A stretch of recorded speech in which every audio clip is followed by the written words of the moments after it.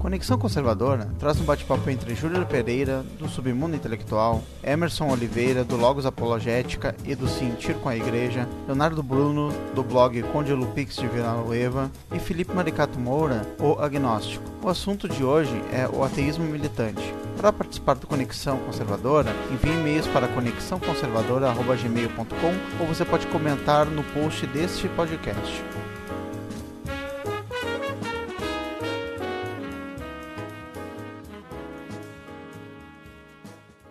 Nessa primeira parte do podcast, o tema a ser tratado vai ser, então, a origem do ateísmo. O ateísmo, como ideologia, como opção filosófica, opção de linha de raciocínio, ele se deu a partir do século XVI.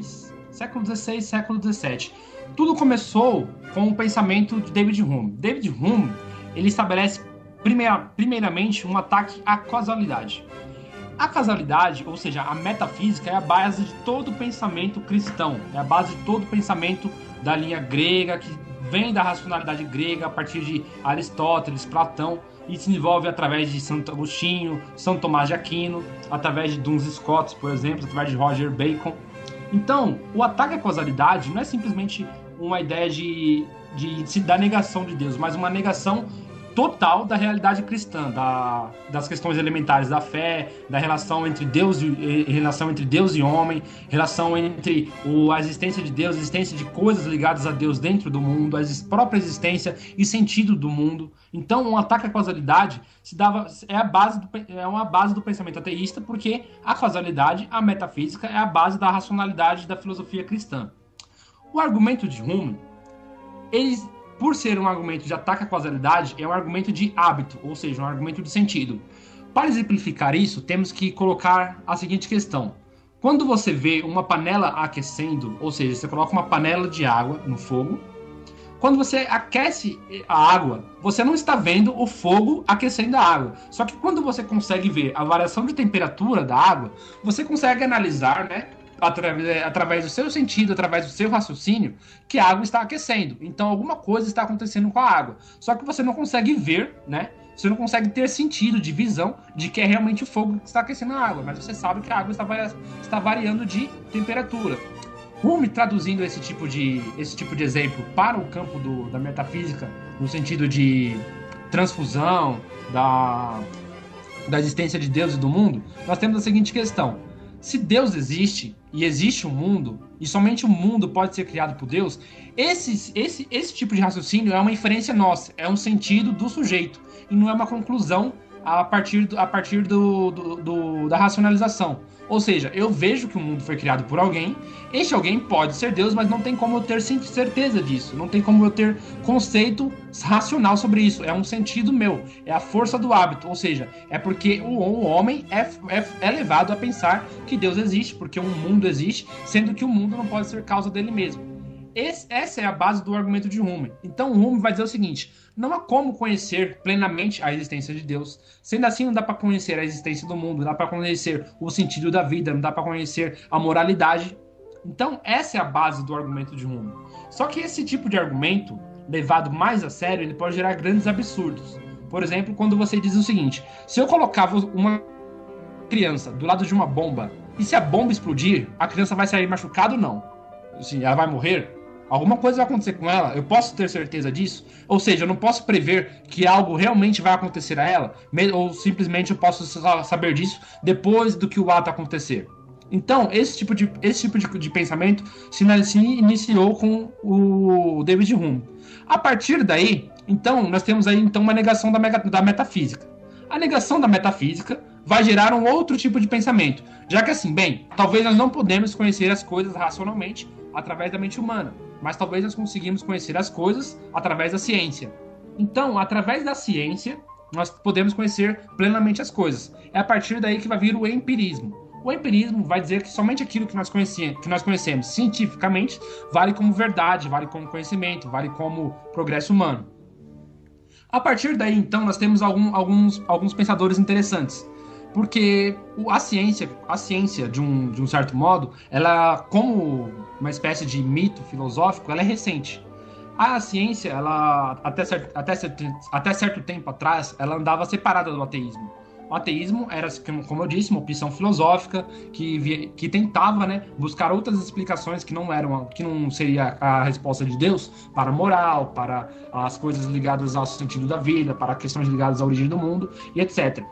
A partir daí, as pessoas vão dizer o seguinte: não, porque a ciência, como ela é o próprio progresso, então ela nos levará a todas as respostas. E aí começou a ter uma certa divinização da ciência. E aí que o ateísmo entrou justamente nesse espaço com a ciência, que é algo mais recente, ligados aí a século XIX, 1850, por aí por vai, desde que foi publicado por Charles Darwin o livro A Origem das Espécies.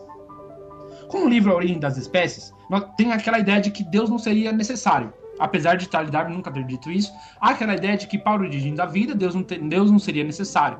E que a vida não teria nenhum sentido, de que não teria nenhum tipo de moral, apenas a moral darwinista, de que a ciência daria não só apenas o sentido da vida e a moral, mas também levaria todas as sociedades ao progresso.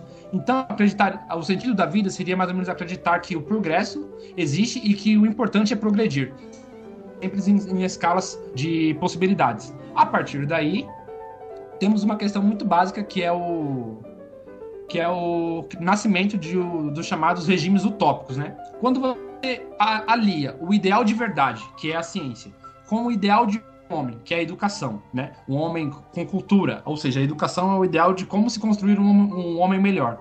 Com o ideal político, ou seja, algo utópico, e aí tem as grandes, podemos dizer assim, os grandes mitos modernos, né? Que é aquela concretização de uma utopia, de uma sociedade perfeita, de um homem perfeito, de um conceito perfeito de sociedade, de um conceito perfeito de mundo, tanto numa escala mais fechada, questões ligadas a uma sociedade, a um único país, quanto em escala global, como querem implantar hoje, aquela ideia de que todo mundo tem direito à felicidade mundial, quer mundializar as coisas. Isso se chama utopia.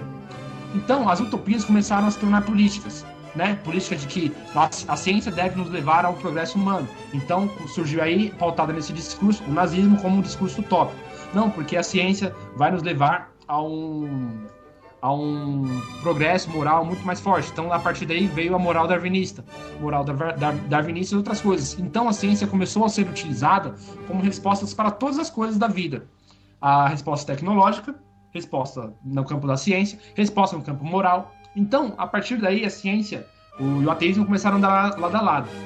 Nesse período, houve grandes avanços no campo da ciência e grandes retrocessos. Avanços no sentido de pesquisas pesquisas astrológicas, pesquisas no campo da química, pesquisas no campo da medicina, como também houve os retrocessos. Por exemplo, nós temos que, no século passado, a medicina, né, a ciência, ensinava que negros eles tinham uma tendência à criminalidade, ou seja, a afrodescendência e criminalidade eram ligados por questões genéticas. Então, essa ideia de buscar sempre na ciência uma questão genética começou a ser criticada a partir daí. Inclusive, vários ateus começaram a criticar essa divinização da ciência. Um deles, por exemplo, foi Martin Heidegger. Heidegger, para quem não sabe, um filósofo existencialista, ele cunhou aquela famosa frase dele, ou seja, a ciência não pensa, é a frase dele. E ele, mesmo por ser ateu, ele trabalhava essa questão de que a ciência não pode pensar, ou seja, a ciência, ela simplesmente pode nos mostrar coisas empíricas, mas ela pode nos mostrar. Agora, demonstrar como que essas questões empíricas existem, como essas questões ligadas ao empirismo, ligadas ao que é material existem, para que elas existem, como que elas se formam, a ciência não pode obter uma resposta total. A partir daí, ele simplesmente vai dizer o seguinte: bem, não há sentido nas coisas da ciência, não há sentido nas coisas da fé. Há sentido somente na cabeça do sujeito. Ou seja, a partir daí, o sujeito, né, a partir da sua própria existência, pode determinar para si próprio aquilo que é verdade e mentira, certo e errado, aquilo que é bom ou mal, e por aí vai. A partir daí, então, nós temos a chamada, no campo do ateísmo filosófico, né, nós temos a separação de ciência e verdade, ciência e ateísmo, e por aí vai. Prosseguindo para este lado, nós temos que então contar o que aconteceu durante esse tempo na Revolução Cristã.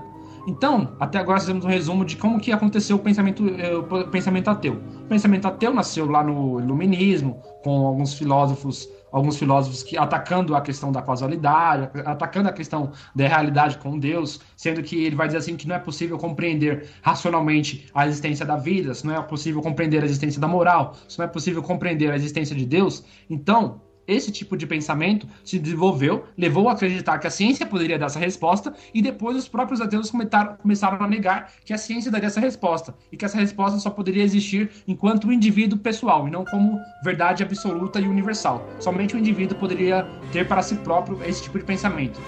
Bem, a partir daí o cristianismo começou a debater esses temas e começou a trabalhar no sentido oposto. Ele vai dizer o seguinte: não, a ciência, como ciência, é um atributo do homem, é uma ferramenta que o homem pode chegar ao conhecimento de Deus. E daí nós temos, nesse período, principalmente aquela visão mais não tão dicotomizada, como seria o pensamento ateísta, de que um é o ateísmo e o outro é o teísmo. A ciência e a religião, elas começaram, de certas formas, a se divergir, principalmente quando surgiu, depois do livro A Origem das Espécies, o pensamento de que a evolução dos homens se dá simplesmente através de um processo mecanicista, pautado na disputa pelo mais forte, uma opção meio predatória. Então, quando a ciência estava indo para este lado, a religião estava indo para o outro, e quando a ciência pegava e corrigia o seu pensamento, que nem eu falei da questão da criminalidade e afrodescendência, a religião estava junto dela. Então, a religião e a ciência, não começou a se separar, ela começaram a andar, de certa forma, juntas, de certa forma, separadas. Tanto que existem vários religiosos, que foram cientistas, foram pesquisadores, pessoas que trabalharam a favor da ciência, justamente para que a ciência não caísse somente nas mãos de pessoas seculares, na mão de ateus, na mão de agnósticos, para que os cristãos também estivessem envolvidos na pesquisa e no desenvolvimento do pensamento científico. A partir daí, então, quando o ateísmo começou a se separar da ciência, começou a se tornar outro tipo de pensamento, a religião começou, então, a aderir, né, o pensamento científico em quase sua totalidade, porque a partir daí a ciência já tinha corrigido várias e várias coisas, e começou-se a ter um consentimento mundial, um consentimento, digamos assim, acadêmico, e que a ciência, por si só, ela pode gerar muito mais sofrimento do que os outros tipos de crimes que a humanidade já tinha feito. A ciência, no caso, o progresso científico, gerou morte, gerou destruição, gerou sofrimento para a humanidade, então ela sozinha não pode ser resposta para todas as outras coisas. Então, viu-se que a religião e a ciência era, de certa forma, importante.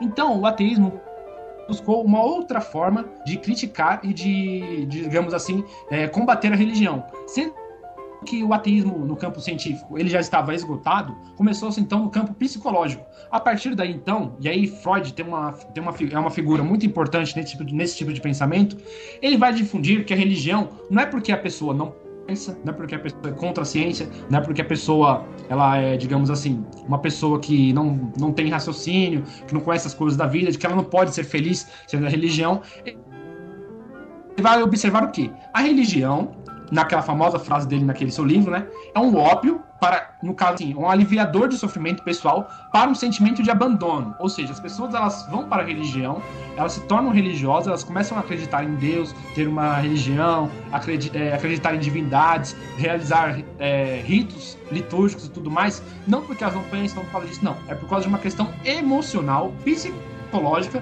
que está dentro da cabeça de cada pessoa, porque o homem não consegue suportar a sensação de abandono, a sensação de que ele foi abandonado no mundo, de que ele não tem um certo protetor ideal que está ali olhando por ele todos os momentos da sua vida. Bem, essa é a crítica de Freud. A partir daí, então, a religião é feita como uma espécie de manipulação emocional psicológica, e aí várias pessoas, né, no campo da psicanálise, seguem esse rumo de Freud, e aí chegou no momento que nós estamos hoje. Ou seja, a religião, ela é, digamos assim, uma manipulação emocional. Não é nenhuma questão, digamos assim, isso tratando do ateísmo clássico, é claro que eu estou tirando de questão os neo-ateus, como Richard Dawkins, Dante e tudo mais.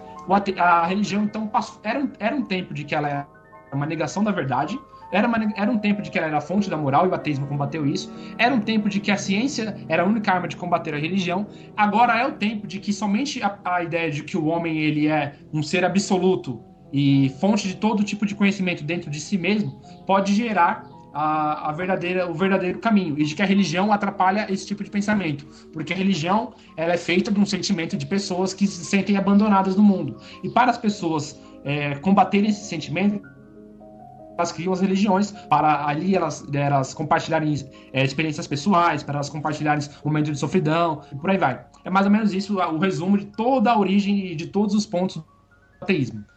Bom, agora nós vamos falar um pouco, o Júnior acabou de demonstrar aí de uma forma esplêndida a questão das origens filosóficas e intelectuais do ateísmo, né? Eu gostaria aqui também de comentar agora um pouco sobre o ateísmo militante, né? Ou neoateísmo, como alguns, infelizmente, alguns não conhecem ainda no Brasil esse termo. O ateísmo ele tem basicamente 3 formas de se manifestar, no caso, né? Vamos dizer assim, tem um ateísmo militante, né? Se nós pudermos dizer assim, a ponta do exagero, que seria aqueles regimes irreligiosos, antirreligiosos, né? Pode-se dizer assim, até o comunismo, que representa a forma mais antirreligiosa que existe nesse ponto. O ateísmo filosófico, né? Que é aqueles filósofos ateus que afirmam que Deus não existe. E o ateísmo prático, né? Que é o ateísmo da vida, quer dizer, eles vivem como se Deus não existisse. Então, basicamente, são essas 3 formas básicas. Aí tem a questão do ateísmo forte, o ateísmo fraco. Claro, basicamente ateu é somente aquele que diz que Deus não existe, né? Basicamente ateu é aquele que acredita que Deus não existe. Mas é claro, existem concepções mais técnicas e formas mais técnicas de dizer isso. Não é o caso. Nós estamos aqui para falar um pouco sobre o neoateísmo, o ateísmo militante. Infelizmente, alguns não conhecem muito esse termo aqui no Brasil, né? Ele foi basicamente originado depois de 2006, né? Com a publicação do Deus no Delírio, de Richard Dawkins. E a partir de então, juntando-se aí o Hitchens, o Harris e o Dennett e outros, formou-se então nesse sentido uma congruência, né? Quase um movimento. Não é uma seita, não é uma facção, não é outro tipo de ateísmo. Não é um tipo de ateísmo. Ele não é só, o neoateísmo não é somente uma reafirmação do ateísmo, né? Ele é um movimento que representa um desafio público ao cristianismo maior do que o desafio apresentado pelos movimentos ateístas anteriores, né? Quer dizer, então o neoateísmo não é apenas outro exemplo de promoção de uma ideia na era pós-moderna, que a gente pode dizer que eles são, a própria maneira deles, né, os neoateus, evangelistas, né, na sua intenção, e eles ambicioam sua esperança ali. Poderíamos dizer que tem uma mente revolucionária, imbuem-se isso no comportamento. Então, por neoateísmo, eu quero dizer que é um tipo de comportamento dentro do ateísmo, e não uma outra forma ou algo assim. Então, basicamente, há muitos motivos para uma pessoa, no caso, ter esse tipo de reação. Como eu disse, um ateu é somente aquele que não crê em Deus. Agora, o ateísta militante muitas vezes manifesta-se num comportamento antirreligioso. Aí ele vai analisar muitas vezes de uma forma superficial, né, que nós vemos aqui que, incrivelmente, eles têm uma característica bem constante que esses escritores, os 4 ali, os 4 cavaleiros do Apocalipse, eles disseminaram, né? Que é um estilo assim de... Dawkins, por exemplo, entende pessimamente de religião. Ele, por exemplo, chega a citar que o problema na Irlanda, do conflito lá entre irlandeses e ingleses, é um problema religioso.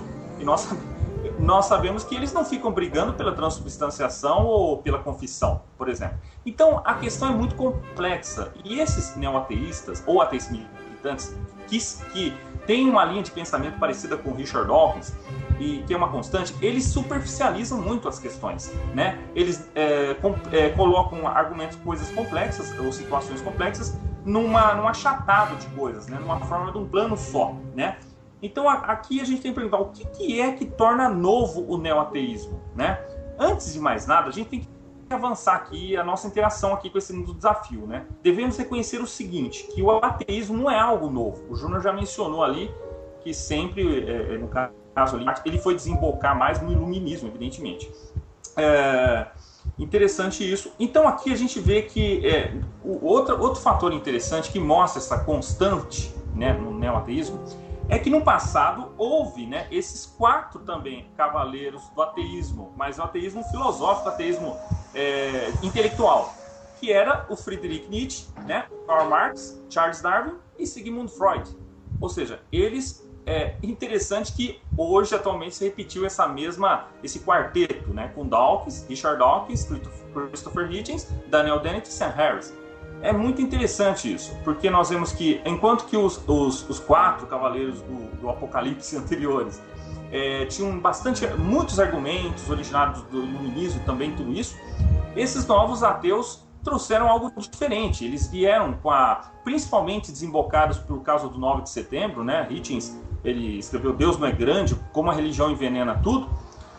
Basicamente, tendo como combustível essa questão do 9 de setembro nos Estados Unidos, do ataque lá. Aí ataca-se generalizadamente como todo religioso, como fanático, a fé é um veneno, é um vírus, é um mal para a sociedade. Do lado mais pessoal, vamos dizer assim, no âmbito mais pessoal de cada um, nós vemos que cada ateu ou neoateu tem seu motivo. Então, no lado pessoal, há muitos casos que a pessoa diz, eu fui criado num seminário, num convento, e de repente eu fiquei revoltado depois com as coisas que eu descobri, que não eram bem assim e tal. São coisas pessoais. Muitas vezes eles não analisam mais a fundo, não analisam mais exatamente que exclama a fé cristã profundamente, né, nesse sentido. Então, por isso que às vezes muitos têm esses motivos pessoais de que por que eles são ateus, são neoateus. Evidentemente que aqui nós temos que notar, não é que o ateu não tem que se pronunciar, evidente, mas é que a questão como alguns se manifestam, como alguns manifestam seu comportamento, né? Então nós vemos, e mais, alguns neoateus, seguindo aquele pensador Charles Brouwer, né, que em 1876 ele redefiniu o ateísmo, né? Ele redefiniu o ateísmo como falta de crença em Deus ou divindades. Nós vemos que muitos ateístas hoje, militantes na internet e outros, seguem à risca essa definição. E nós sabemos que ateísmo, né, seguindo a enciclopédia Stanford Filosofia e a Routledge Enciclopédia de Filosofia, definem como negação da existência de Deus. Ou seja, você está afirmando, um ateu é aquele que diz sim, Deus não existe. Então ele também tem parte no ônus da prova com relação à existência de Deus. Não é só o teísta. O ateu também tem que se pronunciar sobre a sua defesa ou a sua promulgação ali, porque ele não crê em Deus. Então ele tem que também apresentar, os dois têm que apresentar provas, né? Então nós vemos isso que dá uma constante. Outra, a agressividade, né? Os neoateístas ou ateístas militantes são muito agressivos em suas, né? E ganhou isso muito amplo na internet. Eles dizem assim, é porque hoje nós vivemos numa era da informação mais aberta, a igreja não tem tanto domínio, não sei o que. Muitos desses argumentos são altamente questionáveis, né? Nós sabemos que há exatamente falhas nesse argumento. Uma das falhas também cabe incrivelmente à igreja, porque depois, principalmente do Concílio Vaticano II, houve um amolecimento na apologética em geral, com aquela questão de que todos os caminhos são bons, ou em parte nesse pensamento derivado. A apologética um pouco, por parte de alguns padres ou formadores ou religiosos em geral, deu uma grande arrefecida. E isso surgiu, deu motivo para que muitos aí, né, explodissem, né, e alguns religiosos não terem o que responder, não saberem como responder. Então, infelizmente, juntou-se a péssima formação doutrinária de consciência cristã, o que é realmente a fé cristã por parte de alguns religiosos, e juntando-se a isso a superficialidade, o superficialismo, o generalismo de alguns neoateístas ou ateus militantes. Então só podia resultar numa grande catástrofe, né? Só podia resultar em um monte de gente de um lado falando que não sabe e de outro também falando que não sabe, e isso um monte de gente. Então nós estamos mencionando aqui exatamente essa questão, que aqui no caso, eu acredito que o neoateísmo é o último estágio do secularismo, né? Então a gente tem que entender o que é secularização, né? Então aqui a secularização ela emergiu das primeiras análises sociais, né? Ela se originou à medida que a modernidade se tornava parte da civilização. Então a gente vê que está integralmente, né, ligado a isso. Max Weber, né, nós lembramos lá que a ética protestante espírito capitalismo, ele se referia a esse processo de desencantamento, né? Então ele diz que no devido tempo a modernidade conduziria ao desencantamento da sociedade em relação ao mundo encantado, querendo dizer com isso um mundo em que Deus é necessário e significativo, e a introdução da sociedade um mundo desencantado, né? Ou seja, secular. Então, assim, nesse sentido, o neoateísmo, ele é uma expressão junta com isso. Então, nós não estamos questionando o ateu em si ou por que ele é ateu, mas sim o método do neoateísta, né, em seu método gritante, militante, agressivo, principalmente originado dos livros de Dawkins, Hitchens e tal. Não digo que algumas críticas ele não precedem. Por exemplo, Hitchens é um escritor muito bom, um crítico mordaz, mas exatamente comete várias falhas de generalização. Então isso que é importante nós entendermos aqui o porquê desse caminho do neoateísmo ou ateísmo militante, né? Para entendermos bem. Bem, é isso aí.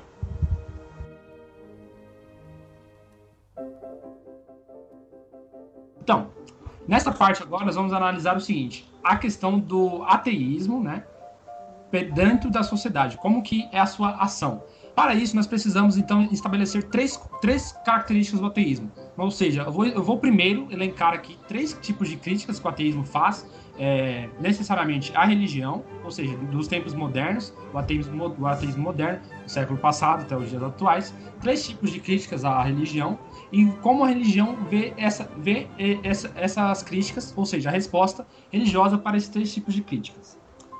Bem, o primeiro ponto é o seguinte: há uma necessidade da religião, ou seja, a religião é necessária, há uma necessidade das pessoas serem religiosas, há uma necessidade da sociedade atual dela ter necessariamente ter uma sociedade religiosa.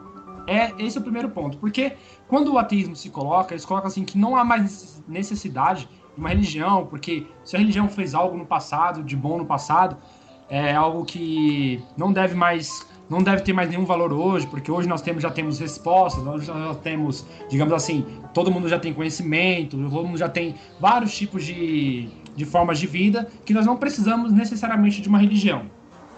O outro ponto de que o ateísmo coloca também é a questão do medo, né? Religiosos são religiosos porque eles têm medo. Ou são medos de abandono, medos de ficar sozinhos no mundo, medo de uma sensação de que eles não estão sendo protegidos por um ser superior que os ama completamente, né? Que isso faz com que as pessoas religiosas tenham um sentimento de que elas não têm um abandono, de que elas podem se recuperar como forma de vida, etc. Há esse tipo de crítica no ateísmo também.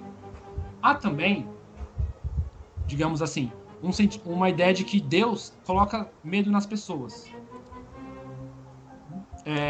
Os religiosos são religiosos porque eles têm medo. Medo do inferno, medo de serem punidos por algo que eles fizeram no passado, medo de um Deus rancoroso a fazer algo na vida deles, né? E assim, Deus, sei lá, fazer algo que vai afetar a vida deles, então eles não querem, de uma certa forma, fazer algo por amor a Deus, não pertencem a uma religião porque eles acreditam, porque eles têm fé, mas porque eles têm medo. Isso fica muito claro naquela obra do José Saramago, né, onde ele coloca aquela questão da existência do demônio. O demônio, depois de tentar várias pessoas, depois de tentar levar várias pessoas ao pecado, ele se dá por vencido e tenta se converter ao cristianismo, né?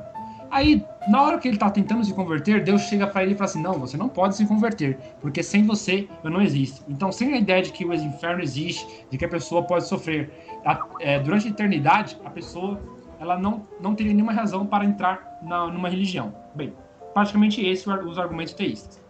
Aí que nós vamos entrar, então, na questão da sociedade. Por que o ateísmo, então, ele tem essa luta contra a existência das religiões na sociedade? Isso tem uma resposta muito clara, que pode ser encontrada no livro do... Isso, pode adicionar, Gabriel. Bem, continuando aqui, há uma resposta muito interessante para essa questão do ateísmo na sociedade moderna. Isso pode ser considerado a grande resposta para a chamada modernidade, ou seja, o mundo desencantado, como disse o Emerson. Segundo Max Weber, na sua obra A Ciência como Vocação, ele escreve da seguinte forma: estou certo de que não se presta nenhum serviço a uma pessoa que vibra com a religião quando se esconde dela, como aliás dos demais homens, que o seu destino é viver numa época indiferente a Deus e aos profetas. Como também ele disse na outra obra dele, A Ética Protestante e o Espírito do Capitalismo. Ninguém sabe se ao término dessa extraordinária evolução do capitalismo surgirão profetas novos e se assistirá uma pujante renascimento de ideias e ideais, ou se, ao contrário, o envolverá toda uma onda de petrificação mecanizada e uma luta convulsa de todos contra todos.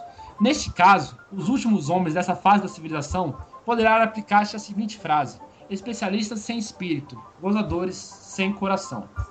Nesse tipo de discurso, Max Weber está dizendo o seguinte: com a chamada modernização do mundo, e essa modernização do mundo é, senão, o quê? Uma vida cada vez mais petrificada, no sentido de ser uma vida mecânica, de ser uma vida burocrática.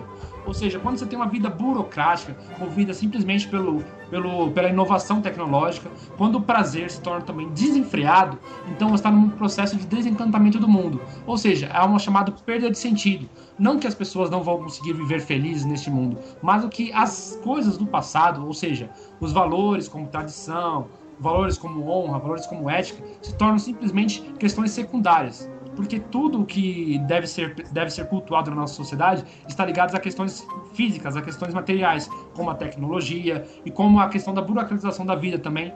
Então, Max Weber vê esse processo de desencantamento do mundo, né, como um processo de ascensão do ateísmo.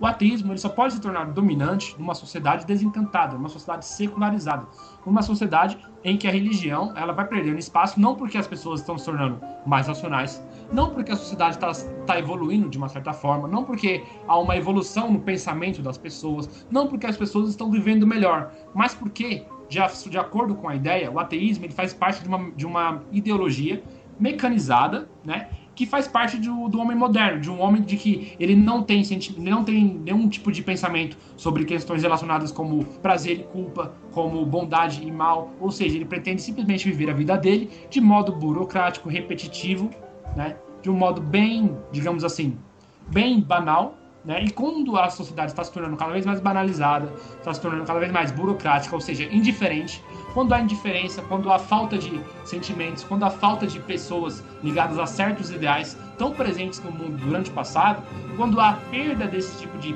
pensamento, há chamado desencantamento do mundo. E é aí que o ateísmo entra.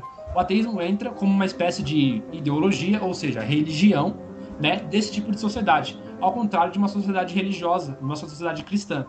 Quando Max Weber estabelece uma sociedade cristã, ele fala de uma sociedade pautada na ética do trabalho, uma sociedade pautada principalmente na questão da visão do homem como um todo, ou seja, um homem como membro social, ele tem uma atividade social importante que deve ser designada a ele, porque Deus quer assim, Deus quer que ele haja na sociedade, para que as pessoas possam ver sinais da graça divina na sociedade, os chamados sal da terra, quando há aquela questão também voltada para a santificação pessoal, ou seja, uma pessoa, como ela tem uma ideia de que ela foi abençoada por Deus, que Deus deu dons a ela, então ela vai trabalhar para estes dons, vai colocar estes dons em ação, para que a partir daí Deus possa ser glorificado. Então, quando há todo um sentido, quando há toda uma espécie de ação, de intenção atrás dos pensamentos das pessoas, você tem uma sociedade religiosa. Eu dou o caso no exemplo da religião cristã, mas Max Weber também estabelece isso no hinduísmo oriental. Então, quando você tem toda uma ação pautada por princípios, pautada por uma intenção, você tem aí um mundo religioso. Quando você tem aí pessoas simplesmente burocráticas, cada vez mais indiferentes, mecanicistas e totalmente banalizadas, vocês têm aí uma sociedade desencantada. E aí que o ateísmo entra, segundo Max Weber. Outra resposta para o ateísmo moderno está na psicanálise. De acordo com aquele grandioso texto, A Psicologia do Ateísmo, a psicanálise encontra que é o seguinte: pessoas ateias, de uma certa forma, elas são pessoas frustradas, né? Pessoas, digamos assim, com problemas no chamado complexo de Édipo. O complexo de Édipo, para essas pessoas, pode se estabelecer de dois modos. Primeiramente, no modo familiar, ou seja, foram pessoas que tiveram uma certa frustração com o modelo familiar. O cristianismo, com aquela ideia de que família é pautada no homem e na mulher que se amam, e tem lá um amor que dura para a vida inteira, até que a morte o separe e tudo mais. Esse tipo de coisa, quando vai, digamos assim, se tornando fragilizada no mundo, a pessoa que vive esse tipo de frustração, né? Porque o casamento do meu pai e da minha mãe não deram certo, porque meu pai não foi um grande homem, porque minha mãe que não passou por tudo isso, então, porque eu tive a perda do meu pai muito cedo. Então, uma pessoa que não viveu esse tipo de, digamos assim, de idealização da vida, ela se torna uma pessoa frustrada e ela tem uma tendência a se tornar ateia, porque ela tem uma tendência a desprezar a religião, porque foi a religião que se instaurou na sociedade com esse discurso. Então, a indiferença e a frustração são na época da infância, na época da adolescência, é muito importante para quem vai se tornar um ateísta que tente rejeitar a religião de todas as formas, futuramente. Outra coisa também que nós temos que entender é a questão do social. O ateu, ele não quer simplesmente banir a religião, digamos assim. Ele não está simplesmente se colocando contra a religião, vivendo a sua vida de modo indiferente. Ele quer mais do que isso. Por exemplo, ele quer dizer assim, ó, nossa vida não é simplesmente rejeitar a religião. Nós podemos viver a nossa vida sem a religião.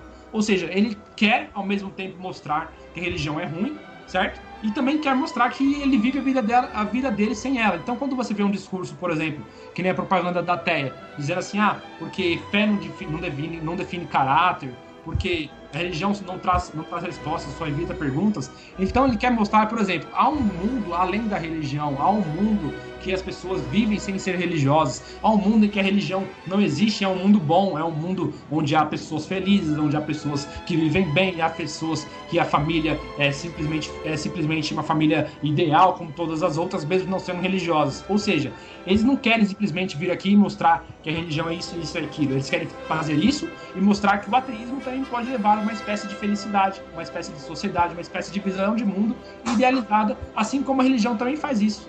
Só que a religião faz isso num processo totalmente inverso. A religião acredita numa divindade, e essa divindade, através da ação humana, se manifesta na sociedade. O ateísmo já vai no sentido oposto. Ele acredita que, como não existe divindade, há uma sociedade que essa divindade não reina, onde reina simplesmente o homem. Então o homem, por si só, pode chegar à felicidade perfeita, a uma ideologia perfeita, a um modelo de felicidade, de sociedade perfeitos. Então, basicamente isso que acontece no ateísmo moderno. Concorda, Hermes? Sim, exatamente. Essa é a principal tese do Christopher Hitchens no livro Deus Não é Grande, como a religião envenena tudo, né? Que nesse livro ele faz uma introdução apática ao cristianismo, né? Que resulta numa preparação medíocre para a vida e uma preparação pior ainda para ouvir o evangelho, né? O tipo de quase cristianismo institucionalizado que ele mostra ali, né? Caracterizava a maior parte da educação pública britânica, foi o que produziu um Dawkins e um Hitchens. Quer dizer, a origem também temos que analisar o meio, o contexto onde eles nasceram e o meio onde eles viveram, né? Interessante que 2 dos cavaleiros ali do Apocalipse, 2 são ingleses e 2 são americanos, né? É muito curioso isso. Por exemplo, o Hitchens, ele sugere que possui 4 objeções à fé religiosa. Primeiro, ela entende erroneamente a origem do homem e do universo, né? Ele diz ali. E segundo, ele diz que a religião trabalha por combinar o máximo da serventia com o máximo de solipsicismo, né? Os crentes são servis na mente, né? Ele acusa, né? E no caso é totalmente autorreverencial no que se diz respeito à verdade. Terceiro, ele diz que a religião é a grande causa da repressão sexual. Quarto, né? Ele menciona ali no caso Deus é Grande, que a religião está, né, podemos dizer assim, fundamentado de uma maneira de pensar ambiciosa. Então, ele, além disso, envergonha as pessoas, né, que são crentes ou religiosas, né, e para que reconheçam sua incredulidade, né, força as pessoas a reconhecerem sua incredulidade. Então, nesse sentido, é uma constante ali, e é por isso que é importante entendermos esse momento, né, essa questão da secularização. Aquele filósofo, no caso, John Somerville, se não me engano, viveu no século XVI, né? Ele fez uma teoria lá da secularização do espaço, né? Ele, por exemplo, ele disse assim, que ele falou sobre a secularização, que as pessoas não mais considerariam sua carreira profissional como algo feito para a glória de Deus, né? Nesse sentido, né?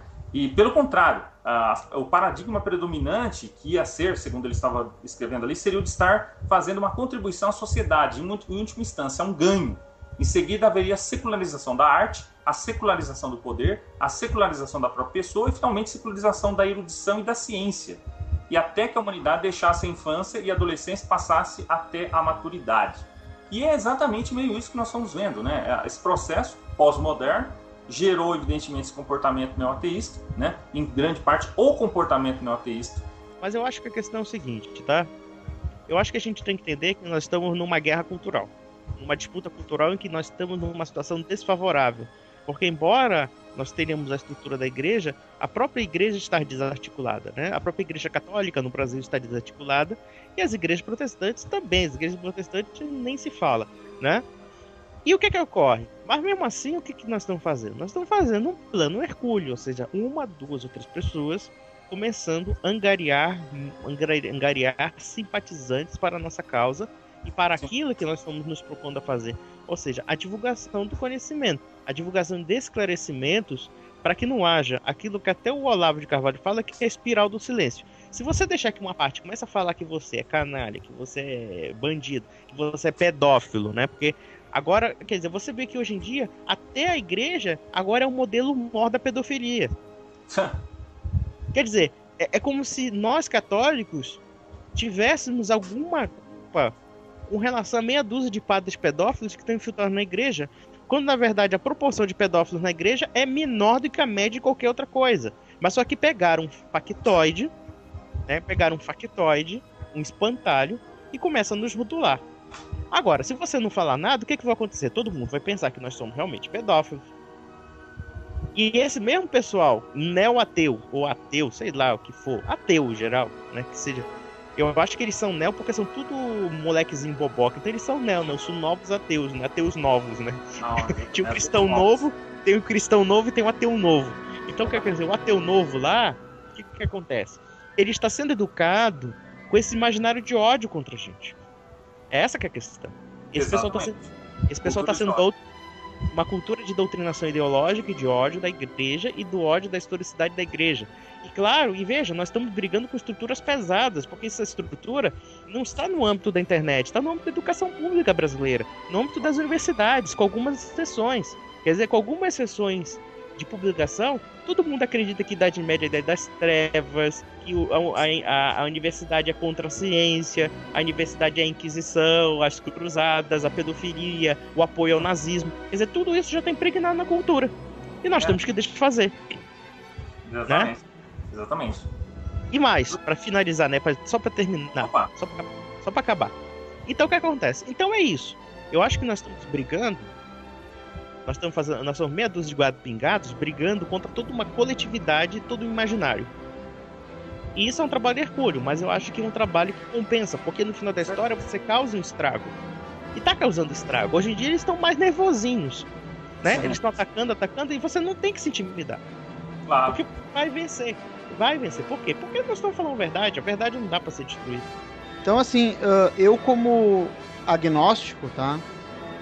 Eu fiquei muito tempo tentando definir que eu sou, se eu sou ateu, se eu sou agnóstico.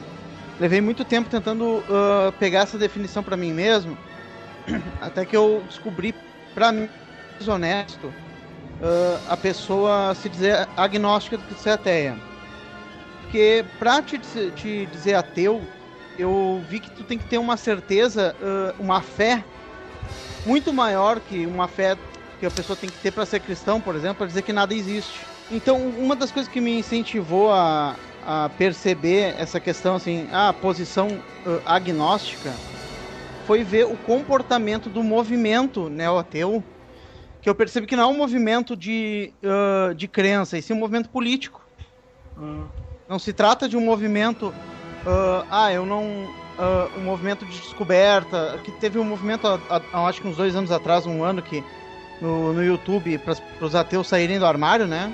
Você, eu sou ateu, sou brasileiro e sou ateu e tal. Sim. Eu achei que era um movimento, assim, de pessoas querendo discutir ideias e, na verdade, se tornou um movimento político. Que eu percebi é o seguinte, que é um movimento político e revolucionário. E que a intenção deles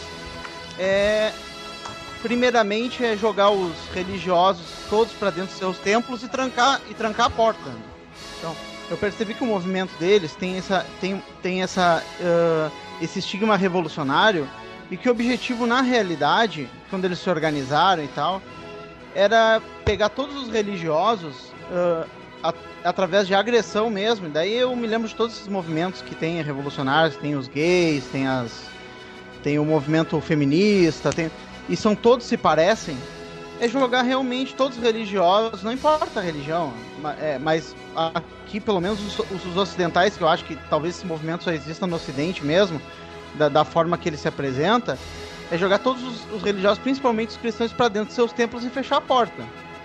O próximo passo eu não sei o que vai ser, se vai ser jogar fogo nos templos, eu não sei o que vai ser. Mas eu penso que se tu for estudar a história, eu penso que esse vai ser o movimento desses caras. Então, todas as discussões que eu tenho acompanhado, eu vi que é de uma desonestidade intelectual muito grande. Eu não vejo sinceridade, eu vejo só ataque direto. E uma coisa que eu percebo é o seguinte, é as leituras que esse pessoal faz. Eu comecei a ler Dawkins, tá? Para poder acompanhar e compreender o que está acontecendo em relação a essas opiniões. Eu percebi que Dawkins é uma leitura até infantil. Não sei se vocês viram aquele debate do Dawkins, que ele é humilhado na internet. Não sei se vocês acompanharam isso. Então, assim, ó, aí, eu não sei se vocês viram um vídeo do Yuri Greco indicando leituras. Vi. Sim, vi. Sim, vocês viram as leituras que ele indicava? Era assim, a Dawkins... Eu fiz um vídeo onde eu comentei exatamente isso, que ele não tinha noção dos livros que ele estava indicando. Isso. Ele não tinha noção dos livros que ele estava indicando, tanto isso nos livros que falavam de ateísmo, tanto nos livros que ele falavam que eram outros livros de culturas e tal, que ele não tinha nem noção do que ele estava indicando. Foi exatamente isso que eu falei. Pois é, era Dawkins, depois era a Guia do Mochileiro das Galáxias. Sabe? O Dawkins ele também menciona o maior espetáculo da Terra, né? Uhum. Guia do Mochileiro das Galáxias e Senhor dos Anéis, né? Senhor dos Anéis, Guerra dos Tronos, Admirável Mundo Novo. Todos os livros que fazem justamente uma crítica ao chamado neoateísmo atualmente. Fazem críticas às ideias do que ele proclama nos vídeos dele. Aliás, essa questão do Admirável Mundo Novo é interessante, que é do Aldous Huxley. Isso. O Admirável Mundo Novo faz justamente a crítica que é a premissa inicial do pensamento do Yuri Greco, que é o quê? Colocar a ciência como um princípio determinante da sociedade. Então, por exemplo, quando você coloca o cientificismo, o que você faz? Você aplica dois aspectos. Primeiro, é que você acha que você pode prever o comportamento humano a partir de uma experimentação. E através disso, você pode também domesticar essa conduta através de quê? De pressupostos científicos. Então, quer dizer, o Admirável Mundo Novo, o quê? É uma sociedade totalmente controlada, baseada em critérios científicos. E o que acontece? Quer dizer, o Yuri Greco não tem muita... Na verdade, o que eu percebo ali é o seguinte: existe, na verdade, uma paixão pela doxa, pela opinião, né? Não é uma paixão pela verdade. Eu peguei aquela opinião e apareci com essa roupa chamada opinião, entendeu? Então é mais ou menos isso. Então você conversa com o Yuri Greco com relação à história, ele comete gafes históricas assim aberrantes. Absurdamente. Uma pessoa, Conde, com sua permissão, uma pessoa que diz que a Inquisição matou Vessalio, pode ver que ela vai cometer outras gafes piores. Não, quer dizer, o cara... Não, ele falou até do Baruch Spinoza. O Baruch Spinoza nunca foi perseguido pela Inquisição espanhola. Quer dizer, o máximo que Spinoza fez foi ser expulso da comunidade judaica de Amsterdã, comunidade sefardita. O cara não sabia disso, quer dizer... E fica assim, é porque o cara leu no Wikipedia, não é nem o Wikipedia, tá? O Wikipedia. É o Portal Ateu. O Portal Ateu, o que ele faz? Ele pega bando de textos desencontrados, bando de factoides, sem contexto, nada, e a partir disso você cria uma falsa impressão.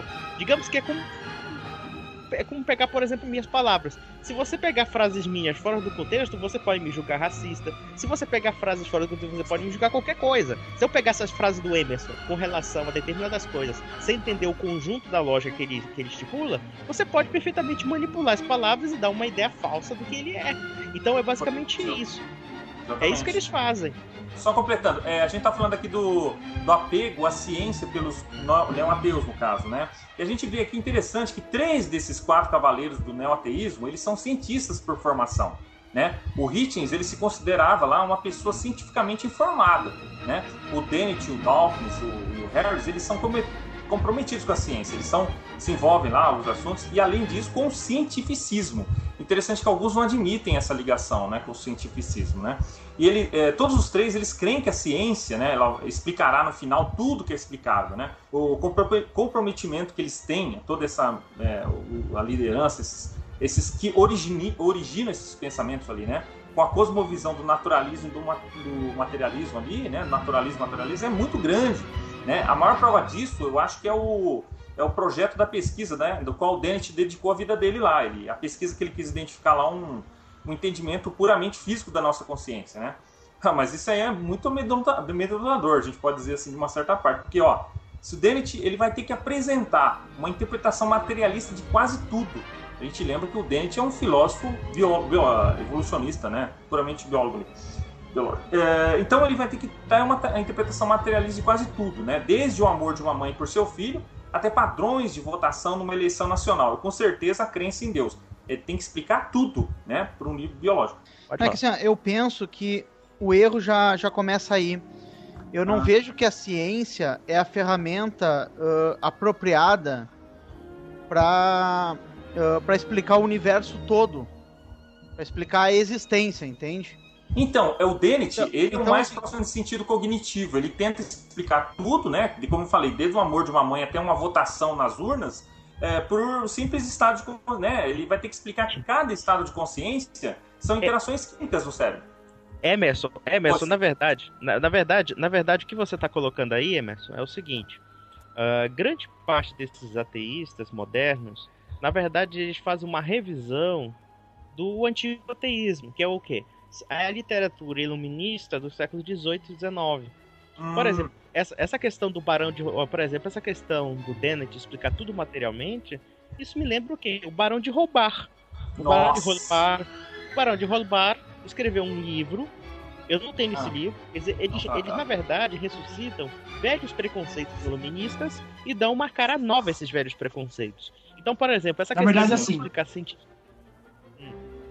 Peraí, não, você ia falar assim, a mistura, a definição mais legal assim, do neoateísmo que eu já vi foi uma que o Pondé deu numa entrevista, que ele diz o seguinte: o Dawkins, né, ele vai convencer o seguinte, de que a intenção é convencer a neo-esquerda, ou seja, uma mistura de iluminismo anticlerical, que é isso que o Pondé está falando, né, a mistura de um iluminismo anticlerical, ou seja, antirreligioso, com um folctismo de minorias oprimidas. E que o darwinismo não tem a política, digamos assim, de direita, como foi o darwinismo social. Mas é uma teoria que liberta do medo, da opressão, da metafísica, né? No caso de uma autoridade religiosa como Deus. Ou seja, liberta pessoas de uma autoridade como Deus e dá a liberdade dela viver fora da metafísica. E aí o ateu pode sair do armário, como ele mesmo disse, e será feliz, e terá a verdadeira felicidade, uma sociedade mais justa, mais humanitária e tudo mais. Essa, eu acho que é a melhor definição do que seria o neoateísmo. Entendeu? Então, outra característica marcante que eu acho, outra característica marcante que eu acho interessante, esse estilo meio marqueteiro, né, que o neoateísmo tem, né, que eu fiz publicidade, também a gente vê que eles são pródigos, né, em fazer frases de efeito, né? A gente percebe que a rebelião contra a autoridade eclesiástica, na verdade, não destrói o clero, né? Apenas ela o quê? Ela recicla um novo clero. Porque se a gente analisa bem, a sociedade, ela tem esses... É uma coisa da sociedade que você vê que existe, na verdade, no escopo dela, essas castas sociais.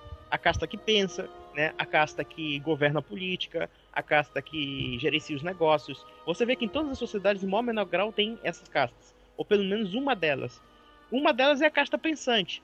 Se a gente analisar bem, o anticlericalismo, na verdade, é um anticlericalismo contra o clericalismo cristão.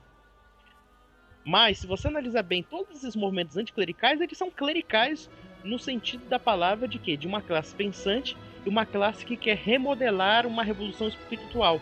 Então, por exemplo, quando o Dawkins e demais neo-ateus começam a colocar a ciência dentro de um plano de uma gnose, de uma revelação, né? E que esse clero do passado é ruim e agora nós, do novo clero, né, nós queremos remodelar tudo, isso não deixa de ser uma forma de clericalismo, né? Quer dizer, um pessoal que, através de um conhecimento muito superficial da ciência, eles querem o quê? Dar uma explicação metafísica para a realidade. É interessante que eles, na verdade, se revoltam contra a metafísica, criando uma metafísica materialista. Ou seja, uma explicação de causa primeira através da matéria. A matéria explica tudo, não é isso que o Dennett faz? A matéria, quer dizer, a matéria pode explicar tudo. Então, se você está fazendo isso, você está colocando num plano de causa a matéria. Você está colocando a matéria num plano metafísico, num plano que explica, num plano superior, né, tudo que ocorre no universo. Então, quer dizer, no final das contas, é a mesma coisa, por exemplo, a maçonaria. A maçonaria, pelo menos a história da maçonaria, ela sempre foi o quê? Uma história de anticlericalismo. Mas o fato de você ter um segmento que tem rituais iniciáticos de ordenação, rituais iniciáticos de você ler ao grupo, né? Claro que diferente dos princípios da igreja, que é uma outra questão, mas ela também pretende ser um clero secular. Claro. Um clero secular. Então, quer dizer, todos... Pode falar. Com aquela questão, né? Da religião ateia, né?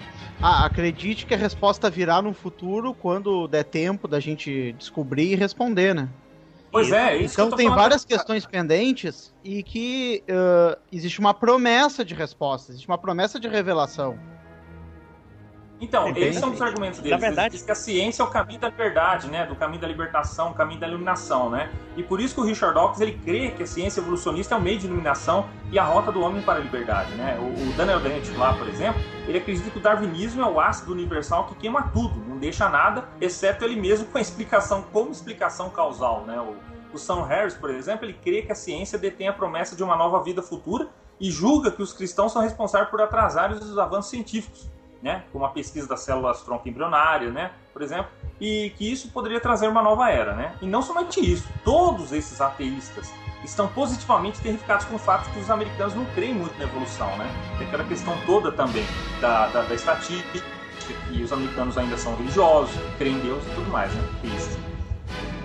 Mas é isso. Na verdade, o Sam Harris, eu não sei como é que alguém chama aquele sujeito de filósofo, porque eu tava lendo assim... Não, ele é neurocirurgião, neurocientista. Tem cada filósofo novo que tá aparecendo aí que Deus o livre. Não, é uma filosofia a granel, né? Filósofos a granel. Mas o que acontece é o seguinte, o que eu acho na questão do chamado ateísmo, a gente já percebeu um certo aspecto aí, né? Um aspecto de que esses religiosos se colocam como um clero secular, tá? Que é remodelar uma nova sociedade através de uma nova cosmovisão da realidade. E também uma nova metafísica.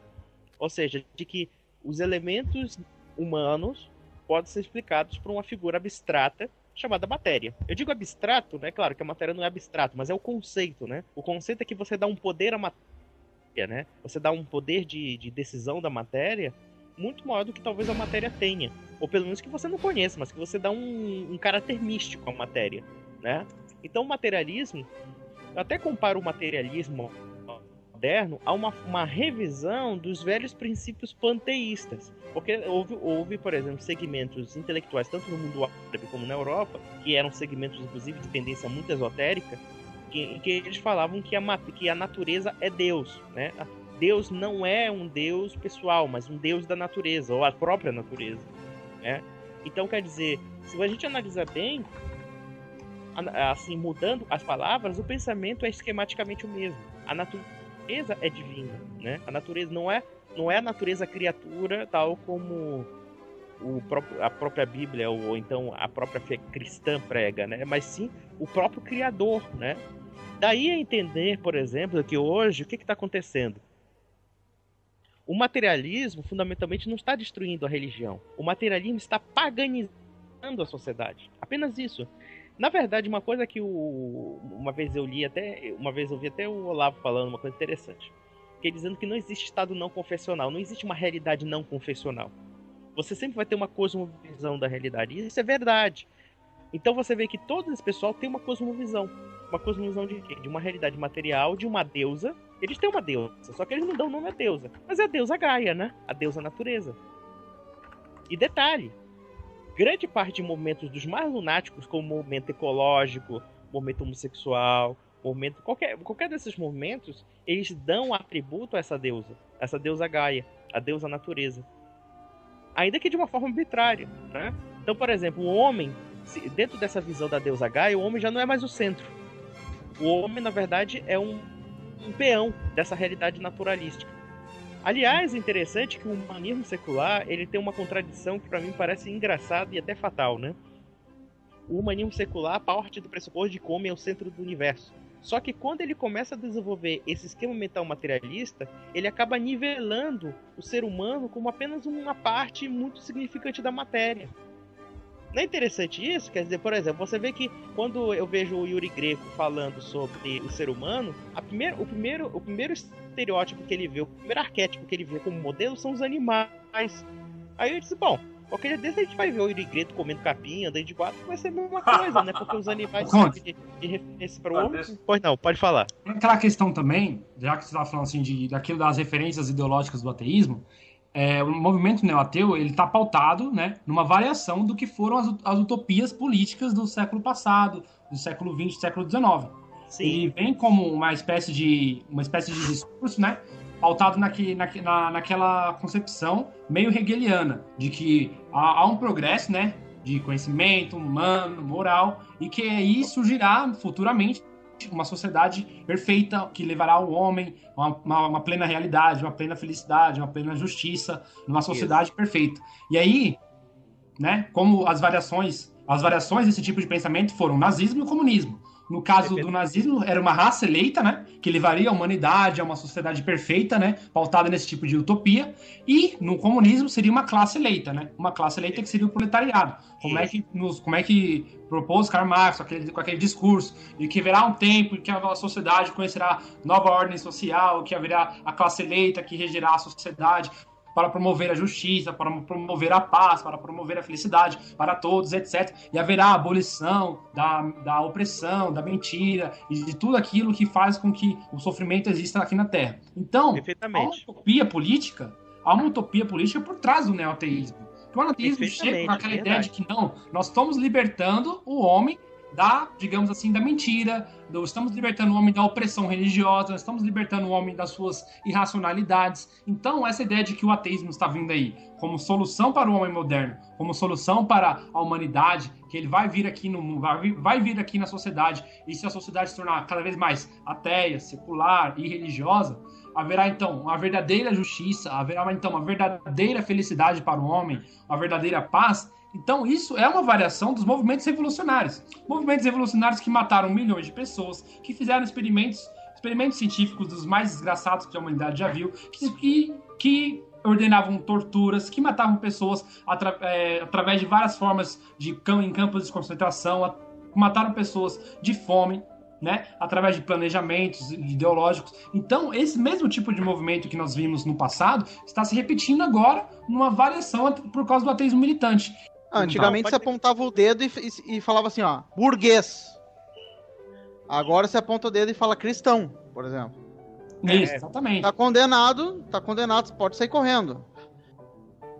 Então o que acontece? Se qualquer credo pode se meter a se propor a remodelar a democracia como forma de imagem e semelhança, porque necessariamente a igreja não, o religioso não participaria para defender a gênese de certos valores fundamentais. Ninguém católico ou protestante em sã consciência quer acabar com o Estado de Direito. Ninguém quer em sã consciência impor uma teocracia religiosa como existe no Irã, né? E isso é apenas um fenômeno islâmico, não é tanto um fenômeno católico. Não existe... Mesmo na época dos estados oficiais católicos não existia uma teocracia, como eles dizem. Mas o que acontece? Quer dizer, mas em compensação, o que você faz? Você cria um bocado de estigmas aos religiosos, né? Estigmas aos religiosos e rótulos, né? Para o quê? Para você começar lenta e gradualmente a tirar os direitos políticos dessas pessoas. Como bem mesmo nosso amigo falou, no começo é assim: nós somos fanáticos, pedófilos, hipócritas do diabo 4, né? Depois eles começam a nos colocar em guetos religiosos, né? Você só pode falar dentro da igreja sobre religião. Fora da igreja, você pode ser processado, pode ir pra cadeia. Aí depois, sabe o que vai acontecer? Todo esse tipo de estigma vai se tornar ódio. Aí o que vai acontecer? Vão tocar fogo na igreja mesmo. Como de fato tocaram, né? Na Guerra Civil Espanhola, que houve um anticlericalismo fanático, maluco. O pessoal tocava igrejas, fogo. Você imagina alguém tocar fogo numa igreja de 500, 600 anos? Né, destruir um patrimônio histórico valiosíssimo, que era o patrimônio histórico espanhol nos anos 30, né? Então, quer dizer, muitas coisas foram perdidas historicamente. Por quê? Por causa dessa loucura antirreligiosa. E hoje em dia você vê o seguinte, quer dizer, o Estado é laico, quer dizer, o Estado laico tem que ignorar toda uma tradição histórica, toda uma mentalidade histórica, né? E que forma ou forma toda a concepção cultural desse povo. E veja, claro que nem toda tradição é benéfica. Existem tradições extremamente ruins. Mas a tradição cristã não é ruim. Ela é boa. Você vê que todos os ateus aí, como nós até detectamos, eles são messiânicos, né? Eles querem criar uma nova ordem através de modelos politicamente corretos e estereotipados, partindo de agendinhas, né, preparadas pelos burocratas da ONU, por essas burocracias pró-comunistas, pró-esquerdistas, que não tem nada a ver com a nossa sociedade, ou com um laço, ou que tem algum laço orgânico com a nossa sociedade. Muito pelo contrário, você quer destruir a família, você quer destruir os padrões de conduta, você quer destruir padrões morais e éticos consagrados na sociedade, para o quê? Para colocar uma adesão social sem precedentes. E é basicamente isso. O ateísmo serve para isso. Você desmoralizando a religião, você desmoraliza também tudo aquilo que a religião prega. É basicamente isso. Tira a fé do povo, né? E como diria o Chesterton, quem deixa de acreditar na religião acredita em qualquer besteira. E é o que está acontecendo de fato.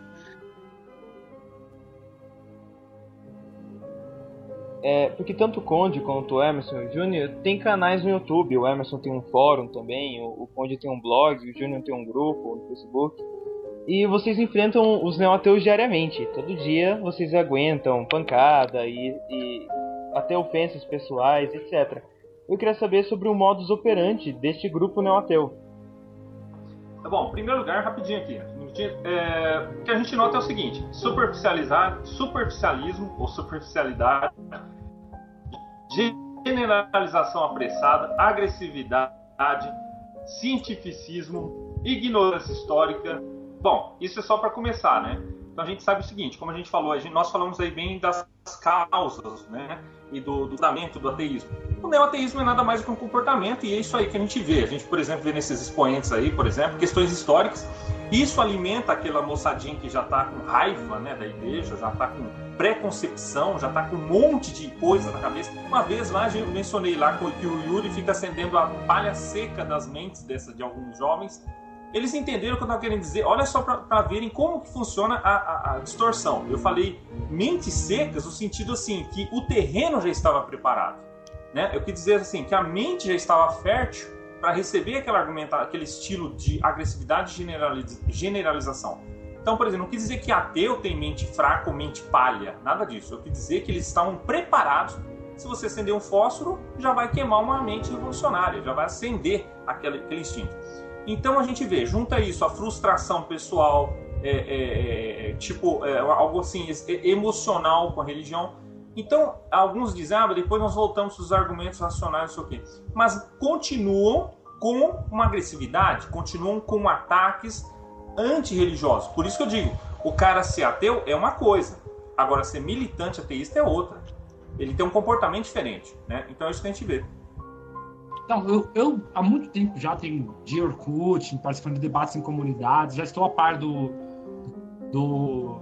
movimento neoateísta, né, como um movimento que prega o fim da religião. Eu tenho a noção, mais ou menos assim, de que eles, além de serem pessoas desonestamente intelectuais, são pessoas que não possuem conhecimento, profundidade naquilo que eles argumentam, são pessoas que, digamos assim, têm uma certa imaturidade emocional, né, digamos, por exemplo, elas têm uma visão assim de mundo bem romântica mesmo. Eles são, digamos assim, juvenis, né? São pessoas meio juvenis, pessoas sem muita experiência de vida e tudo mais. Isso faz parte de digamos assim, de uma caricatura do que é o movimento neoateísta.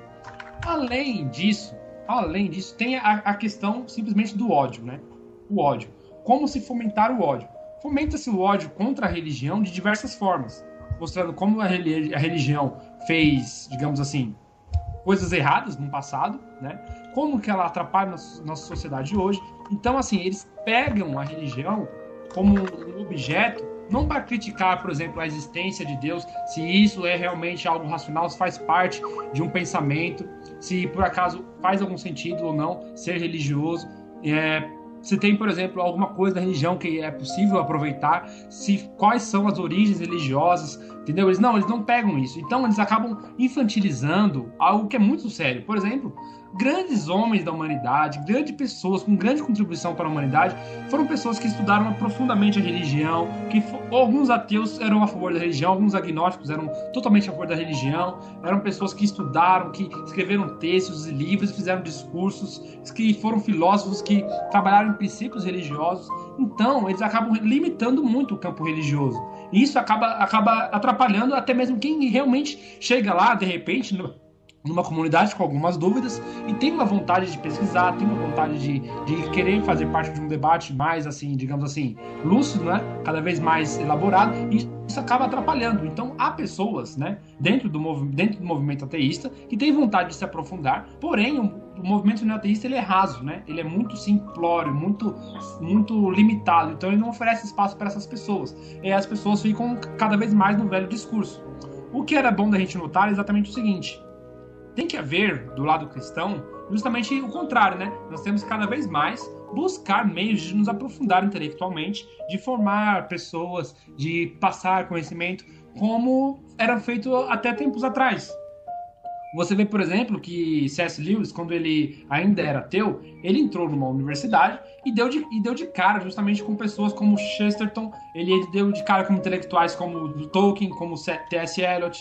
Então, tinha intelectuais cristãos que representavam o pensamento cristão, que trabalhavam na conversão das pessoas, trabalhavam no debate público. Então eram intelectuais que tinham um espaço, mesmo naquela época com a perseguição intelectual que já sofria a religião, tinham pessoas que ainda disputavam em certos jornais, que disputavam espaço em debates via rádio, que disputavam debates em universidades. Então nós temos que entender o seguinte: o movimento neoateu, ele é um movimento simplório, simplista, que convence as pessoas, né, através de questões ligadas a passado histórico, fomentando simplesmente o ódio. Ou seja, você coloca que a religião, nas cruzadas mataram tantos muçulmanos, então o cristianismo é mau porque ele é intolerante, e aí ele trouxe atraso contra a ciência, que ele atrasou a emancipação da mulher, que ele fez uma sociedade cada vez mais violenta, racista, machista. Então, você colocando essa questão do ódio em primeiro lugar, e deixando de lado a discussão filosófica, a discussão racional, a discussão histórica, sociológica, porque nesse espaço eles sabem que eles não ganham se eles partirem por esse debate, então eles estão limitados simplesmente nesse tipo de discurso cada vez mais, digamos assim, caricato, cada vez mais maçante, cada vez mais repetitivo. Porque se eles forem para outro tipo de debate, eles sabem que eles não ganham, eles não têm espaço para debater com a gente em outro tipo de debate. Então a gente precisa explicar isso para as pessoas, mostrar que esse é o tipo de debate deles, que esse é o tipo de discurso que eles fazem. E a partir daí que nós vamos conseguir simplesmente reverter esse sistema que eles estão cada vez mais na nossa frente, né? Eles têm uma vantagem de estarem cada vez mais numerosos na internet, em meios de comunicação e por aí vai. Pode falar, Marcos. Eu vejo o seguinte: quando se fala que o pessoal ateu ele tá bem numeroso e tal, eu acho que isso é muito fácil deles agregarem pessoas pro lado deles, porque eles têm aquele discurso apaixonante revolucionário esquerdista. E qualquer discurso revolucionário esquerdista traz gente, né? Isso aí é fato. Mas o que eu queria discutir agora é o seguinte: qual que vocês percebem... e falando em debate com eles, eu ainda não vi nenhum debate, pelo menos a nível de YouTube, né? O que a gente está falando agora. Nenhum debate que foi sério. Eu só vi vídeo-resposta. Até eu acho que seria uma questão legal convidar um deles para vir aí pro podcast e fazer um debate, ou a gente participar de um podcast deles. Mas a questão que eu queria levantar agora é a seguinte: qual que vocês percebem que está sendo as bandeiras hoje deles, as principais bandeiras hoje deles?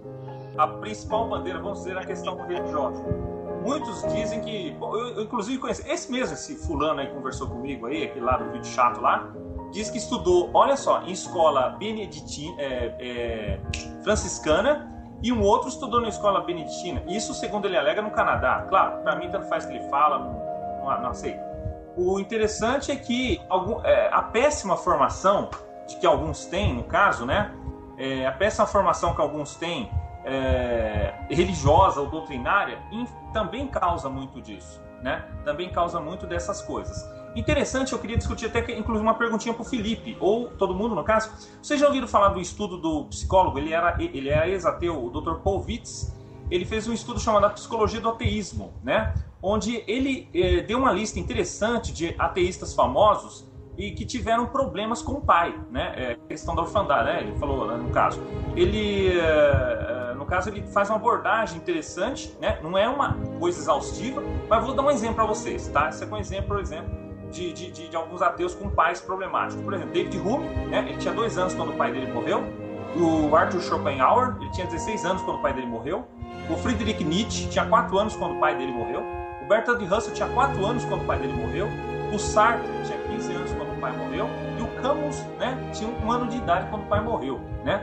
E, por exemplo, Thomas Hobbes, por exemplo, tinha 7 anos quando o pai abandonou a família. O Voltaire, ele tinha uma relação amarga com o pai, né? E o sobrenome dele, né, Arouet, lá, ele renegou. O Barão de Rubat, por exemplo, ele foi afastado do pai e rejeitou o sobrenome, né? O Thierry, lá. O Forbach, ele escandalizava com a rejeição pública de seu pai, né? E esse pai dele vivia com outra mulher. O Freud, o El, e por aí vai. Então, a gente nota uma coisa interessante também nesse aspecto de uma das causas. É interessante, não é uma lista exaustiva, mas eu queria saber a opinião de vocês sobre isso, porque, inclusive, eu trabalhei com caras, eu trabalho com um amigo, 2 amigos, trabalhei com um amigo que é ateu à toa, não sabe nem o que é ateu, ele é indiferente. E um outro que era muito virulento, né? Muito virulento, e eu descobri que os dois têm uma relação conturbada com os pais. Eu queria saber de vocês o que vocês acham sobre isso, se precede, se realmente vocês conhecem amigos ateístas que têm uma causa desse tipo na família. O que vocês acham? Pode falar. Olha, o único ateísta que tem na minha família, eu no caso agnóstico, né, mas não é ateu, é agnóstico. Sim. Eu tenho uma família bem grande, deve ter uns 40 membros, assim, mas o único ateísta que tem na minha família é uma revolucionária, né, de esquerda, não tem esse questão de problema com o pai, e é aquele estereótipo de esquerda mesmo, sabe? Eu acho que até o ateísmo dela tem a ver mais com as posições políticas dela, né? Sim, então, nesse caso, vocês acham que precede um pouco dessa análise do Dr. Witts, porque a lista é muito grande. Ele não está dizendo que todo ateu que tem um problema com, ou todo cara que tem um problema com o pai vai ser ateu, não é isso. Mas não deixa de ser interessante, né? Eu queria saber se vocês conhecem. Eu gostaria de ler isso, né? Antes de falar é um estudo que ele fez. Precisaria ler, né? Mas a lista não deixa de ser real, né? Todos esses que eu mencionei aqui tiveram problemas com o pai, né? Eu não sei se tu pegar estatisticamente, né? O universo não vai encontrar uma questão natural aí dessa quantidade. Exatamente, que nem, por exemplo, o Freud, por exemplo, ele tinha desprezo pelo pai dele, né? Que ele falava que ele era um pervertido sexual, né? O Wells também desprezava o pai. Aquela ateia lá, militante, a Madeleine Murray O'Hare lá, por exemplo, ela odiava o pai dela, né? E provavelmente devido ao abuso de crianças que o pai dela fazia, né? E o Ellis lá, aquele Albert Ellis, por exemplo, ela foi negligenciada pelo pai dela, né? Então, a gente nota que não deixa de ser interessante. Eu acho que tem até um pinguinho de fundamento isso. Eu não estou dizendo que isso é regra, mas eu acho que é interessante, porque eu também conheci 2 pessoas que tiveram... Eu já ouvi o ditado falar assim, que dentro de todo ateu há um vazio existencial muito grande, né? Ou tipo, uma angústia que só muito grande. Eu não sei se precede. Conde, eu queria que você falasse sobre sua experiência de ser um ex-ateu.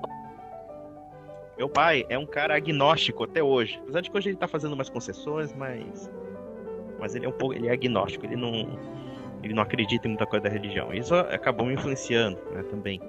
E ao mesmo tempo é o seguinte, eu acho que a literatura iluminista, ela é extremamente sedutora, né? Então você lê aquelas opiniões do Voltaire contra a religião, contra o irracionalismo da religião, né? Então eu tinha esse caráter liberal anticlerical, né? Eu poderia perfeitamente ser um maçom daquele anticlerical da Revolução Francesa, que eu acho que eu me identificaria. Mas o que eu percebi que havia o quê?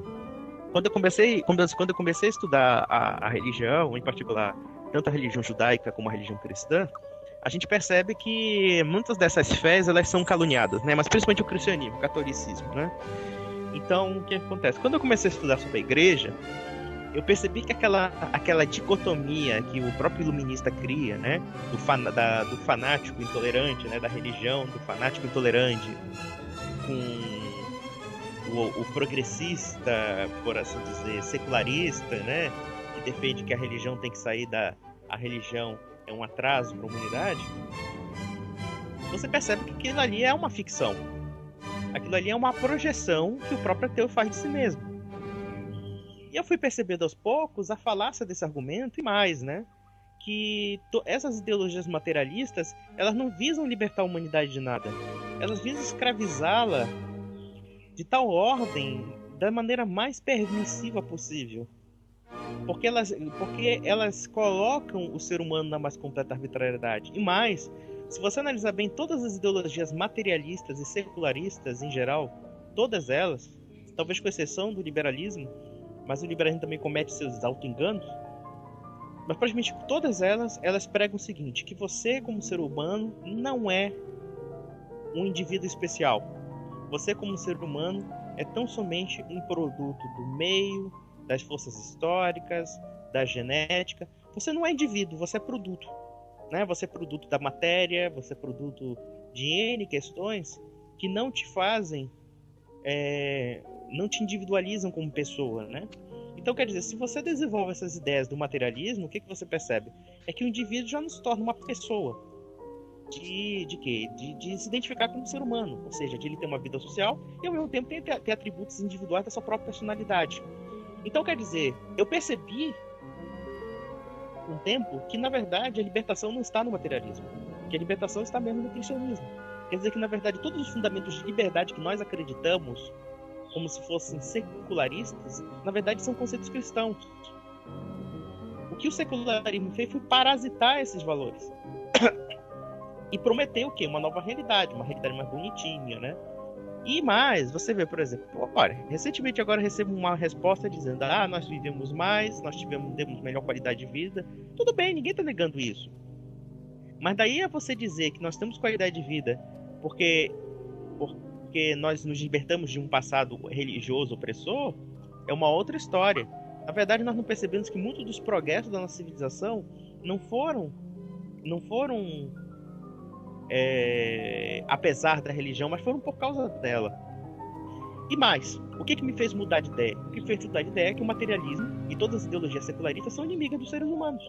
Elas são inimigas mesmo. Elas são inimigas da liberdade humana, são inimigas da individualidade.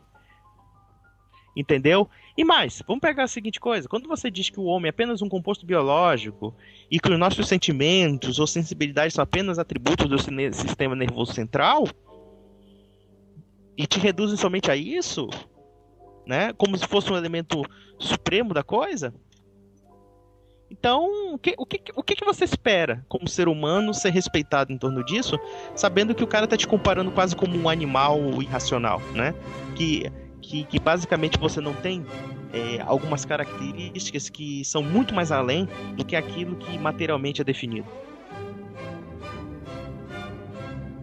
Entendeu? É isso que é a questão. Por isso que eu deixei de ser materialista. E eu vi que também que não se pode criar um princípio de ordem, de coerência, tanto do ponto de vista moral e ético do conhecimento, sem a perspectiva da existência de Deus. Eu quero deixar claro assim que eu acho que minha opinião é talvez igual a de todo mundo, que apesar da gente ser contra esse movimento neo-ateísta, ainda mais que ele tem que ficou claro aqui na nossa conversa, ele tem todo esse objetivo, vamos dizer assim, político, e não simplesmente esclarecimento das pessoas, que ninguém aqui é contra ciência e nem contra a evolução da sociedade como uma sociedade, como uma civilização científica, baseada em ciência. Ninguém é contra isso. Então é bom deixar claro, porque isso é uma grande bandeira desse movimento, é colocar todo mundo que tem alguma identificação com religião, que não é o meu caso, mas todo mundo tem uma identificação com religião, que são pessoas que prezam por esse atraso, e que eles são o arauto que carregam a bandeira da ciência. Isso não é verdade. Então só queria deixar claro isso como minha participação final. Bom, então, como eu disse, no caso, o ateu, ele é simplesmente aquele que não acredita em Deus, e teísmo e ateísmo sempre existiu esse diálogo ótimo. O que caracteriza o que nós estamos falando é sobre o neo-ateísmo ou ateísmo militante, ou antirreligioso, né? Nós notamos aqui os sinais, alguns, né? A simplificação, o apego à ciência, o cientificismo e tudo mais. Mas eu gostaria de deixar bem claro aqui também, muitos neo-ateus pensam que quando nós estamos falando de cristianismo, nós estamos querendo defender, por exemplo, a existência de pastores ladrões, ou padres pedófilos, ou fanáticos religiosos extremistas, eles entendem que isso tudo embarca a religião. Não, é preciso definir o que é religião, o que é cristianismo. Eu estou defendendo e falando do cristianismo, da fé cristã. E não aqui se alguém se aproveita da fé cristã para roubar, para matar. Isso não é o que eu estou defendendo. Então nós defendemos aqui a fé cristã e ela está em pleno acordo com a humanidade, de acordo com a ciência, não entra em conflito nenhum e nós estamos aqui para o bem, para o diálogo, certo? É isso aí. A questão que se coloca é o seguinte. Pois não. Nós entendemos aqui na questão do ateísmo, tá? Várias coisas. Primeiro, é um movimento que tem um caráter de subversão ideológica, né? Segundo ponto, é um movimento que, se os religiosos se manifestarem com mais afinco, com mais estudo, é algo que pode ser facilmente destruído porque os argumentos são fracos. Os argumentos são intelectualmente tendenciosos, desonestos, e não tem força filosófica realmente suficiente para enfrentar os argumentos da defesa da fé católica ou então de qualquer fé cristã, né? Terceiro ponto, existem pessoas de bem nesse movimento, mas que estão equivocadas, e existem pessoas maléficas que têm algum propósito de ódio contra nós, né? E por conta disso ficam idealizando uma nova forma de sociedade que não existe e que com certeza não vai se existir da forma como eles idealizam. Pelo contrário, vai ser pior. E tudo está prometendo ser pior, e não o contrário, né? E mais outro elemento pra gente fazer, né? Que a gente não tem que parar, né? A gente tem que chegar, tem que divulgar... a gente tem que divulgar as nossas perspectivas e fazer um contrabalanço a esse tipo de coisa, para que a gente saiba também angariar um número de pessoas que também possa compartilhar dos nossos estudos, tá? Ou seja, no final das contas, a gente disseminando esses trabalhos, nós podemos desmistificar muitas coisas que estão sendo contadas com verdade, que na prática são grandes mentiras, né? Grandes mentiras que já estão até consagradas pela repetição. Goebbels, né, Joseph Goebbels não estaria mais certo em afirmar que você pode repetir 1000 vezes uma mentira se torna uma verdade, né? E a gente pode até indicar as leituras. Eu acho que, por exemplo, se a gente quiser estudar sobre a igreja, a gente tem que saber escolher historiadores idôneos sobre a igreja, né? Nós temos Daniel Hopes, nós temos inclusive alguns estudos exegéticos sobre o assunto. Sobre a questão do neoateísmo, eu acho que a gente tem que estudar teologia. A teologia explica muita coisa que esse pessoal pergunta até hoje. É engraçado, se a gente analisar bem, muitas das perguntas que os ateus fazem, ou dos desafios que os ateus fazem, já foram respondidas há pelo menos 1 milênio já. E os caras ficam numa espécie de anacronismo do status questiones. O que quer dizer isso? Eles estão tocando em assuntos que já foram debatidos exaustivamente e eles acabam renovando o mesmo discurso, né? Como se fosse uma espécie de uma repetição de um disco, né? Entendeu? Mas enfim, é isso. Eu vou encerrar aqui. Bem, para encerrar agora, eu teria também que comentar por que eu conheço muito bem como que age esse movimento neoateísta, e ele está presente nas escolas, no meio de comunicação, da maior parte vocês podem ver. Quando eu era mais jovem, assim, eu tava na época da escola e tal, eu tinha um pensamento assim meio antirreligioso também, né? Eu era quase maçônico. Falo muito isso também. Então eu sei como que os professores influenciam os alunos, como que as matérias das escolas influenciam os alunos, como que quando se pega para fazer discussão política, a religião sempre é colocada como um fator assim de mal na sociedade. Então eu conheço muito bem isso daí. O que me fez mudar de ideia foi justamente quando eu peguei assim para estudar, e muita coisa na literatura me ajudou, né? Quando eu peguei assim para estudar algumas coisas da humanidade, ciência, história, direito, estudar, por exemplo, questões como moral, estudar questões ligadas ao capitalismo, ligadas à economia, não tinha uma vez que quando eu estudava eu não dava de cara com a religião, não dava de cara com a religião sendo mentora, né? Criando universidades, sendo os próprios religiosos estabelecendo como que a ideia de conceito de Deus, de um Deus transcendente que dá ordem à natureza, é importante para concebermos a ciência moderna, foi importante para concebermos o capitalismo, foi importante para concebermos o esquema de direito natural, né? De uma sociedade. Então, o esquema que nós temos hoje né? E, na verdade, ela impede com que as pessoas tenham conhecimento de outras coisas. Muitas vezes as pessoas falam assim que temos que quebrar os preconceitos e tudo mais. E hoje eu vejo que muita gente, por preconceito religioso, deixa de conhecer várias coisas, deixa de ter conhecimento de coisas ligadas à religião e deixam de aprender, deixam de ter um conhecimento muito, muito produtivo, muito rico, que é o conhecimento religioso. Então, como nos disse o grandioso Gilbert Keith Chesterton, né, para finalizar agora, o cristianismo, como religião, ele não foi testado e descartado. Ele foi testado, tido como muito difícil de ser refutado e deixado de lado pelos homens do nosso tempo, né? As pessoas estão deixando de lado a religião, não porque ela não serve, não porque ela é um atraso para a sociedade, não porque isso vai te fazer mais burro, porque isso vai te aprisionar. Não tem nada a ver com isso. Foi deixado de lado pela sociedade porque não é interessante, né? Não é interessante que as pessoas sejam religiosas. Não é interessante